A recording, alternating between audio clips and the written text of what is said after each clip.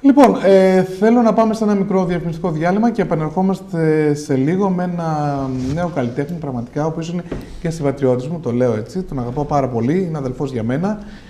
Πρώτου έτσι, απόπειρα στην δισκογραφία είναι ο Γιάννης Ορέλης, σε λίγο θα είναι κοντά μας. Πάμε σε διαφημίσεις και σε λίγο πάλι μαζί. Επιστροφή λοιπόν, κυρίες και κύριοι, Lifestyle και σήμερα κοντά σας. Να καλησπερίσουμε και τους καινούριους φίλους οι οποίοι έχουν έρθει τώρα στην παρέα μας. Μείνετε κοντά μας, γιατί κυρίες και κύριοι τα καλύτερα τώρα έπονται. Γιάννης Ρέλης, εδώ! Καλησπέρα καλημέρα. Γεια σου Πατριωτάκη καταρχήν. Γεια σου Τάσο μου. Τι κάνεις, πώς είσαι? Είμαι πάρα πολύ καλά. Χαίρομαι. Λοιπόν, γνωριζόμαστε αρκετά χρόνια και είναι η πρώτη φορά που έρχεται στην εκπομπή. Αυτό το λέω και το δηλώνω. Βέβαια υπάρχει κάποιος λόγος, γι' αυτό ήρθε. Υπάρχει κάποιος λόγος, ναι, γιατί σίγουρα, όλα αυτά τα χρόνια... Κυρίες και κύριοι, Γιάννης Ρέλης, σε λέω! Σε λέω. Τώρα τι θα μας πει, αυτό είναι άλλο θέμα.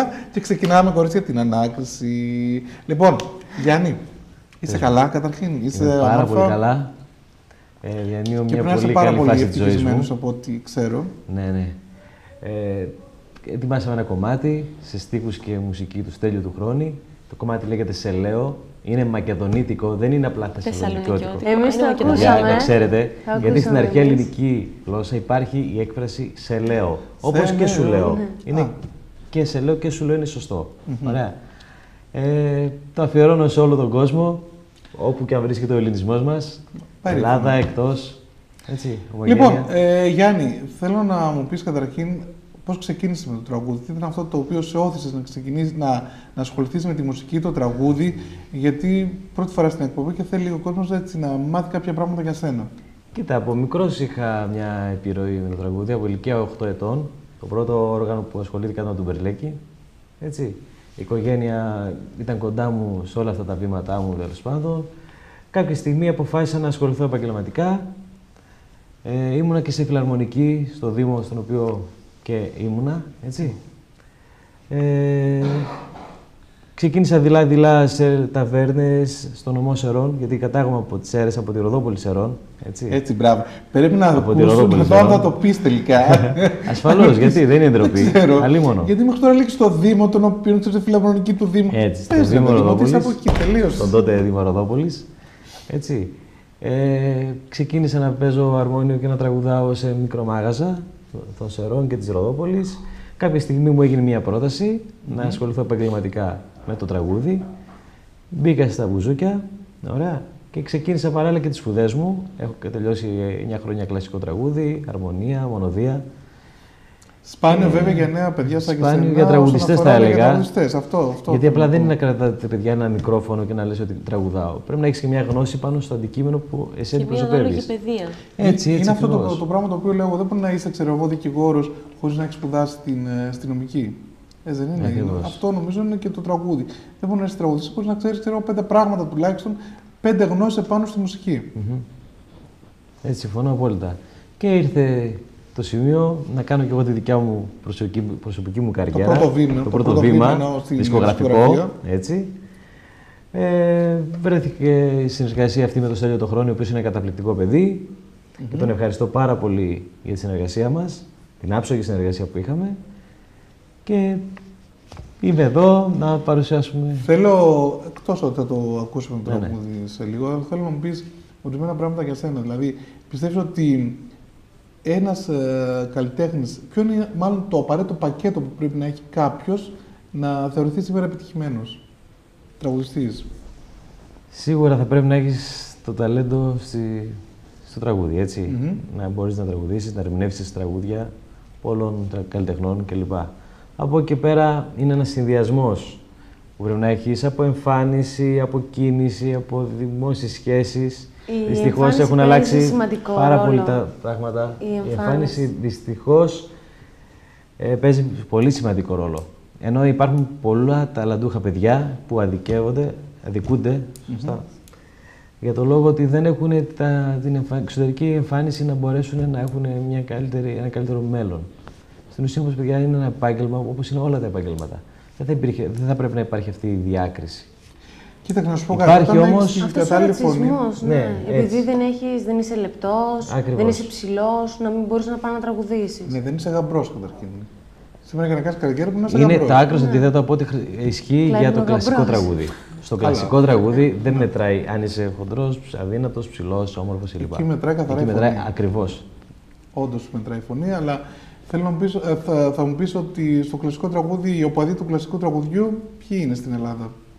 Είναι πάρα πολύ λίγοι, αυτό θέλω να πω. Ναι, και δεν είναι το εμπορικό τραγούδι που μπορείς να πω, θα βγάλεις χρήματα. Σαν κράτος είμαστε λίγο πιο λαϊκό. Είμαστε πιο εθνικιστές, υποστηρίζουμε το λαϊκό μας τραγούδι. Αυτή είναι η διαφορά. Ενώ σε σχέση με την Ευρώπη είναι υπέρ του κλασικού τραγουδιού. Ναι, γιατί δεν ξέρουν να διασκεδάζουν. Δηλαδή δεν έχουν άλλο τρόπο ζωής, άλλο τρόπο διασκέδασης. Άλλη κουλτούρα. Γι' αυτό τελείως διαφορετική κουλτούρα. Όντως. Οπότε και το κλασικό νομίζω είναι για αυτούς. Καταρχήν, παιδιά, επειδή έτυχε να πάω στη Βιέννη και να πας σε ένα μέγαρο μουσικής για να ακούσεις κλασική μουσική, καθώς να φοράς φράκο. Πρέπει να κρατάς καπέλο. Γιατί δεν μπορείς να μπεις διαφορετικά μέσα. Δηλαδή, το να πας να ακούσεις κλασική μουσική, πρέπει να έχεις και την κατάλληλη εξωτερική εμφάνιση.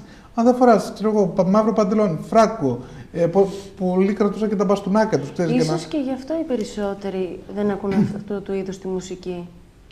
Γιατί είναι κάποιος να σε υποχρεώνει για να μπεις κάπου να ακούσεις μια μουσική, πρέπει να έχεις αυτή την ενδυμασία. Ναι, όταν είναι στο μέγαρο μουσικής της Βιέννης, πρέπει να πας έτσι. Έτσι λειτουργεί το καταστατικό αυτό. Κανόνας, πώς κανόνας, ναι. Πώς υπάρχουν όπως άλλη ενδυμασία έχω ναι. όταν τραγουδάω κλασικό τραγούδι, έτσι, σε ένα μέγαρο μουσικής, και άλλη ενδυμασία έχω όταν είμαι σε ένα λαϊκό χώρο. Όπως δεν μπορείς αυτό το πράγμα να το φορέσεις σε ένα πεζοξίδικο. Ασφαλώς. Καμία σχέση. Θέλω να μου πεις, Γιάννη, όσον αφορά με την προώθηση του τραγουδιού, πιστεύεις ότι βασικά το διαδίκτυο παίζει σημαντικό ρόλο σήμερα στους νέους καλλιτέχνες? Σίγουρα έχουν αλλάξει πολύ τα δεδομένα ό,τι αφορά με την προώθηση. Κάποτε πήγαινε σε μια δισκογραφική εταιρεία και πραγματικά μέσα από εκείνη, αν θα υπήρχε ένα καλύτερο μέλλον για σένα, ωραία, δίνοντας ένα μεγάλο ποσό σε αυτές τις εταιρείες. Σήμερα πια το διαδίκτυο έχει χώρο για όλους τους καλλιτέχνες, για όλα τα ταλαντούχα παιδιά που προβάλλουν οτιδήποτε. Και από εκεί πέρα, αν ο κόσμος αγαπήσει τη δουλειά σου, τον καλλιτέχνη, έτσι, στο δείχνει και... Οπότε πιστεύω ότι έχεις Facebook και εσύ, έτσι, κανονικά. Και Facebook και Twitter και στην προσωπική μου ιστοσελίδα. Οτιδήποτε που να μπορεί ο κόσμος να είναι κοντά μου, να είμαι κοντά του, να υπάρχει μια μεσότητα, έτσι, να επικοινωνούμε. Θέλω να μου πεις, με την ανάρτηση του τραγουδιού σε αυτό το διαδίκτυο, μηνύματα τα οποία έχεις λάβει από φίλους, από ξένους, από αγνώστους μόλις άκουσαν, θέλω να μου πεις λίγο τη γνώμη τους. Η αλήθεια είναι ότι είχα πολύ ευχαριστά μηνύματα. Να σου πω την αλήθεια, και από Βρυξέλλες, με βρήκε ραδιόφωνο από το εξωτερικό, η Ομογένεια, οι Έλληνες, έτσι, και από Ελλάδα και από Αμερική, και τους ευχαριστώ πάρα πολύ. Μέχρι στιγμής είχα πάρα πολύ θετικά μηνύματα. Εύχομαι όντως να αρέσει το Σελέο, έτσι, το τραγούδι μας, το μακεδονίτικο εδώ. Και... Πόσα χρόνια είσαι στον χώρο, Γιάννη? Επαγγελματικά στα 13 χρόνια. Τι έχει αλλάξει από τότε που ξεκίνησε μέχρι και σήμερα? Έχουν αλλάξει πράγματα όσον αφορά τη διασκέδαση, έχουν αλλάξει πράγματα στη συμπεριφορά γενικότερα της νύχτας, αλλιώς ήταν πριν 13 χρόνια, αλλιώς είναι σήμερα. Πώς τα βλέπεις τα πράγματα? Κοίταξε να δεις. Ο κόσμος και τότε και τώρα συνεχίζει να διασκεδάζει με τον ίδιο ρυθμό. Η διαφορά απλά είναι ότι λόγω της κρίσης δεν έχει τη δυνατότητα να πληρώσει 1, 2, 3 ή 4 ποτά, έτσι, όπως ήταν κάποτε. Από εκεί πέρα, ειδικά ο Έλληνας δεν αλλάζει εύκολα στο θέμα τρόπου διασκέδασης. Ναι, μας έχουν περιορίσει όμως όσον αφορά τη διασκέδαση από 5 και μέρες που ήταν να μας το κάνουν ένα διήμερο πλέον. Ναι. Παρασκευή Σάββατο. Συμφωνώ σε αυτό. Δεν είναι? Είναι ένα πρόβλημα, έτσι, για όλους τους καλλιτέχνες, τους τραγουδιστές. Είναι πάρα πολύ σοβαρό αυτό. Και νομίζω ότι ειδικά για τα νέα τα παιδιά, για τους νέους καλλιτέχνες, δουλεύοντας ένα διήμερο, πιστεύω ότι δεν μπορούν να ανταπεξέλθουν οικονομικά στις δυσκολίες της ζωής σήμερα. Γιατί με ένα διήμερο πώς θα να πάρεις? Ασφαλώς, έχουμε μεγάλο κόστος. Είναι πάρα πολύ δύσκολα. Και όταν υπάρχει και κάποια δισκογραφική δουλειά από πίσω που πρέπει να προωθήσουν, που πρέπει να ξοδέψει κάποια χρήματα, νομίζω ότι πρέπει να υπάρχει ένα background από πίσω ή να δίνει και να τσοντάρει και ο μπαμπάκας. Δυστυχώς ισχύει αυτό. Ή θα πρέπει να έχεις από το σπίτι σου χρήματα για να μπορέσεις να τα δανείσεις. Κάποιο κομπό, η γιαγιά, ο παππούς, εγώ για να μου βοηθήσω το εγγόνι τους. Γιατί το έχουμε δει και αυτό, μην νομίζεις, και αυτό τα λέω. Έτσι ακριβώς. Έτσι ακριβώς. Εσύ, Γιάννη, πώς το βλέπεις, υπάρχει κίνηση στα μαγαζιά? Κοίταξε να δεις, ακόμα και αυτό που λέμε τα διήμερα ή τα τριήμερα, έτσι, υπάρχει κόσμος, ο κόσμος βγαίνει έξω. Ο Έλληνας θέλει να διασκεδάσει, είναι υπέρ της διασκέδασης, έτσι. Απλά δεν υπάρχει αυτή η ευχέρεια που υπήρχε κάποτε για να βγει περισσότερες μέρες, για να εξοδέψει περισσότερα χρήματα κλπ. Μάλιστα. Έτσι. Αυτή την περίοδο τραγουδάς κάπου, εμφανίζεσαι κάπου? Κάνω κάποιες εμφανίσεις σε τοπικά μαγαζιά της Θεσσαλονίκης και σύντομα θα είμαι και σε κάποιο σταθερό χώρο. Ήδη συζητάμε με κάποιους επιχειρηματίες για να είμαστε εδώ και να τραγουδάμε το Σέλεο από ένα σταθερό χώρο. Πολύ ωραία. Θέλω πολύ να το ξανακούσω. Ναι, αμέ. Το άκουσα προηγουμένως και είναι εκπληκτικό. Θέλω να μου πεις, Γιάννη, αν έχεις πρότυπα στον χώρο και ποιοι είναι αυτοί. Εντάξει, πρότυπα... Λίγο πολύ όλοι έχουμε, έτσι. Κοίτα να δεις. Για μένα πρότυπο είναι ο αγαπημένος μου ο Γιάννης Πάριος. Ερωτικός τραγουδιστής. Έχω πάρει πολλά πράγματα από αυτόν, από τον τρόπο που ερμηνεύει, που τραγουδάει, που ζει, που... ο άνθρωπος πραγματικά είναι ερμηνευτής, δεν είναι απλά ένας τραγουδιστής. Έτσι.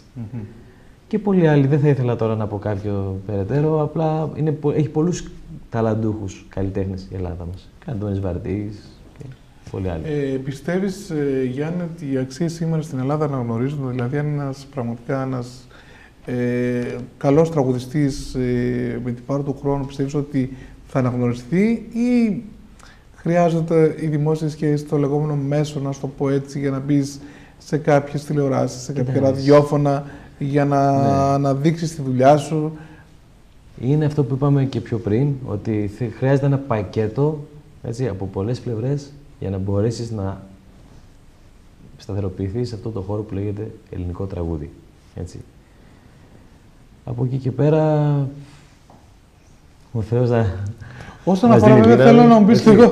Θέλει και λίγο τύχη, γιατί όλα δεν είναι απλά... Κοίταξε, να σου πω κάτι, στην Αθηνά και χείρα εκείνης... άστρο. Στην Αθηνά και χείρα εκείνης λέγανε αρχαίοι μόνο πρόγονοι, έτσι. Οπότε δεν περιμένεις να σου έρθουν όλα από τον ουρανό, αλλά πρέπει να κουνηθείς και εσύ λίγο, πρέπει να κάνεις και εσύ κάτι για να έρθει αυτή η κατάλληλη στιγμή για να αναδειχθείς. Έτσι πιστεύω. Πιστεύεις ότι τα talent show που είχαμε μέχρι πρότινος στην τηλεόραση και νομίζω ότι ξεκινάει και σε λίγο διάστημα το The Voice στον Αντένα. Ναι, κάτι έχω ακούσει. Ναι, πιστεύεις σε αυτά τα talent show εσύ?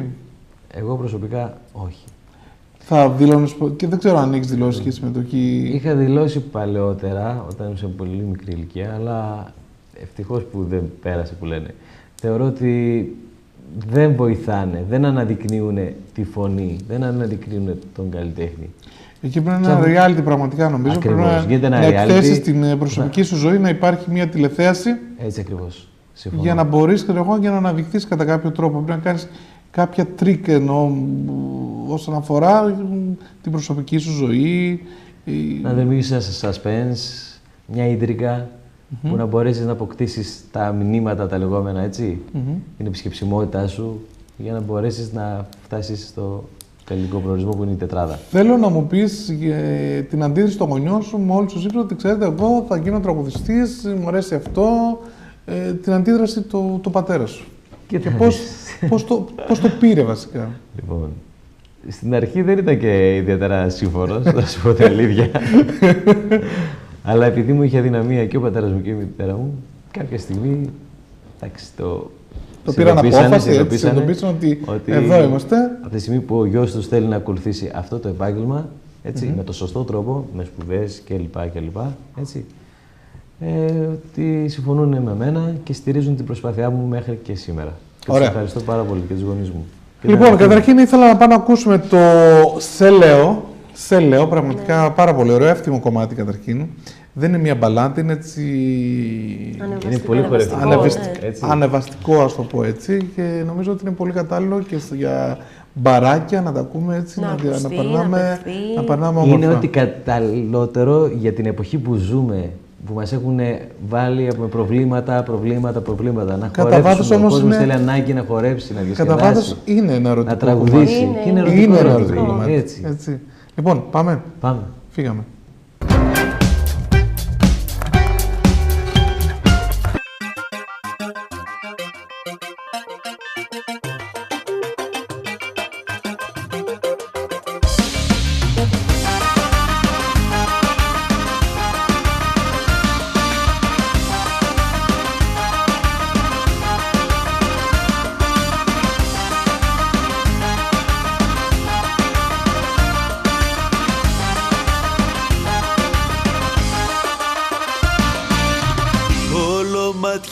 μου ρίχνεις, συνέχεια σποντές μου πετάς.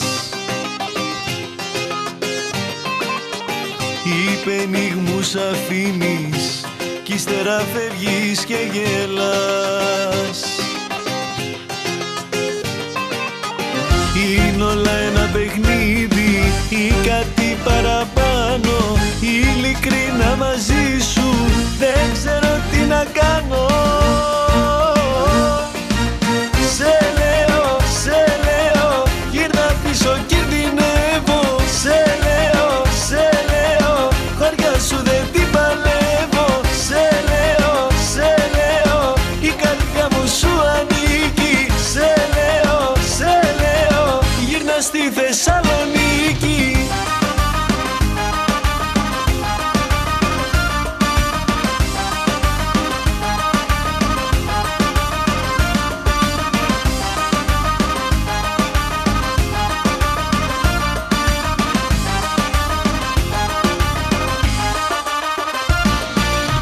Παίζεις με την καρδιά μου, δεν ξέρω τι να φανταστώ.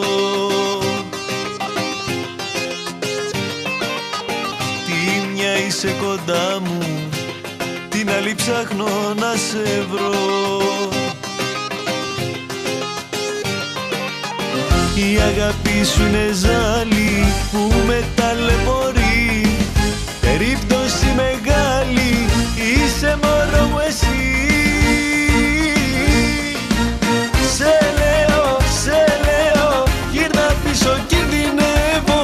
Σε λέω, χωριά σου δεν την παλεύω.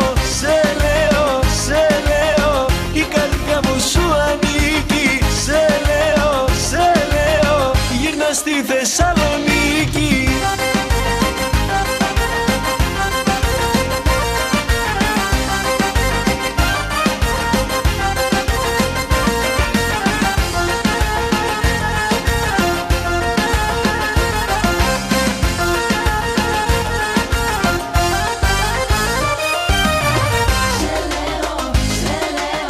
Γύρνα πίσω κινδυνεύω.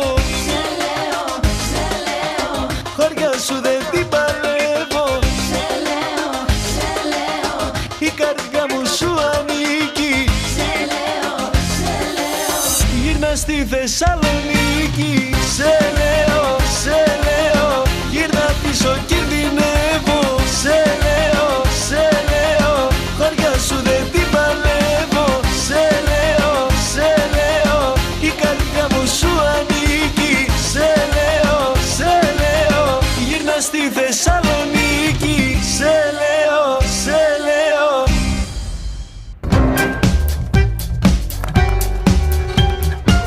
Πάρα πολύ ωραίο τραγούδι, Γιάννη μου. Δεν ξέρω, εγώ το έχω ακούσει από την πρώτη στιγμή. Είμαι από τους τυχερούς ίσως που το άκουσα από την πρώτη στιγμή που βγήκες από το στούντιο. Σου είπα τη γνώμη μου, εμένα μου άρεσε πάρα πολύ. Και ελπίζω να αρέσει και στον κόσμο. Και πιστεύω ότι αρέσει. Και αυτό φαίνεται βέβαια καθημερινά, νομίζω, από τα μηνύματα τα οποία λαμβάνεις, όχι μόνο από Ελλάδα και από το εξωτερικό. Είδες λοιπόν τι σημαντικό ρόλο παίζει το Facebook. Βέβαια, στη ζωή μας. Facebook, και τελικά δεν μπορούμε χωρίς αυτό. Γενικότερα, ό,τι έχει να κάνει με το διαδίκτυο, παίζει πολύ. Να σου πω κάτι, εγώ με το Twitter δεν τα πάω και πολύ καλά. Λέω την αλήθεια. Απλώς γράφω κάποια πράγματα εκεί, αλλά δεν μπορώ να πω ακολουθείς τον άλλον, ακολούθησέ με, ξέρω πώς ακολουθεί ο άλλος. Αυτά δεν μπορούσα ποτέ να τα καταλάβω, Γιάννη. Μη στεναχωριέσαι, θα σε βοηθήσω οτιδήποτε χρειαστείς. Και αυτό σου λέω. Άλλωστε έχεις και τα κορίτσια που σίγουρα έχουν και Twitter και εντάξει, Facebook. Αυτό είναι παιδιά του διαδικτύου αυτό τώρα. Είναι δυνατόν αυτό, ξέρουν τα πάντα.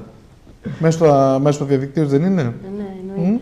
Λογικό, αναγκάζεσαι να ξέρεις. Γιάννη, ανασφάλεια αισθάνεσαι? Ανασφάλεια όχι. Αυτή τη στιγμή νιώθω πάρα πολύ καλά. Όχι, ανασφάλεια επαγγελματικά εννοώ, ξέρεις τι. Αυτό. Ότι εντάξει, δουλεύει σήμερα, δεν ξέρεις το αύριο τι γίνεται, γιατί ούτως ή άλλως όλοι μας, οι Έλληνες αυτή τη στιγμή, όλοι οι Έλληνες, αισθανόμαστε μια ανασφάλεια, γιατί δεν ξέρουμε το αύριο, δεν ξέρουμε σίγουρα, τι μας ξημερώνει αύριο. Ούτε πια του δημοσίου οι υπάλληλοι δεν ξέρουν ότι θα υπάρχει ένα σταθερό αύριο. Βλέπεις, συνέχεια γίνονται απολύσεις και στον ιδιωτικό τομέα, οπότε και σε εμάς ισχύει κάτι αυτό, παιδιά, το έγραψα στο Facebook, θα το πω τώρα και δημόσια. Την Κυριακή είχα πάει στην εκκλησία Και ξέρεις, στα ειρηνικά, ξέρω εγώ, λέει ο παπάς εκεί, υπέρ του ευσεβού Σιμών Έθρους πάει στα αρχής και εξουσίας. Δηλαδή, κάποτε την ευρίασα πάρα πολύ. Σας μιλάω ειλικρινά ότι την ευρίασα πάρα πολύ. Και λέω να κάθουμε να μνημονεύουμε τώρα τους κυβερνώντες αυτή τη χώρα που μας πάνε από το κακό στο χειρότερο τα τελευταία χρόνια. Τσατίστηκα, πραγματικά τσατίστηκα, διαολίστηκα εκείνη και λέω, Θεέ μου, τι να μνημονεύω τώρα αυτούς τους ανθρώπους που μου πάνε από το κακό στο χειρότερο, που αυτή τη στιγμή υπάρχουν 1,5 εκατομμύριο, ξέρω εγώ, άνεργοι, που αυτοκτονούν κάθε μέρα ο κόσμος και να τους ευγνωμονούμε και όλα. Και κάπου έτσι τσατίστηκα, τέλος πάντων, γιατί αυτό μου έρθει έτσι μια παρένθεση στο όλο θέμα. Έχουμε έρθει σε αρκετά δύσκολα χρόνια, πιστεύω. Αυτό και εντάξει τώρα, και να σου πω και θα είναι πάρα πολύ δύσκολο όσον αφορά με τα παιδιά των 20, τα 20, τα 25 γιατί πολύ δύσκολα θα βρουν δουλειές και δυστυχώς είναι πάρα πολύ δύσκολα και νομίζω ότι ανασφάλεια αισθανόμαστε όλοι μας πλέον από εδώ και πέρα. Και νομίζω ότι το πρόβλημα υπάρχει και παγκόσμια, έτσι. Δεν είναι μόνο απλά στην Ελλάδα. Απλά στην Ελλάδα το ζούμε λίγο πιο έντονα σε σχέση με κάποιες άλλες χώρες. Αλλά υπάρχει ένα πρόβλημα όντως. Και είναι αυτό το οποίο έλεγα. Τελικά χρωστάνε όλα. Όλα τα κράτη χρωστάνε. Όλα τα κράτη χρωστάνε. Πιάστε Αμερική, μέχρι πρώτη τώρα διορθώθηκε νομίζω.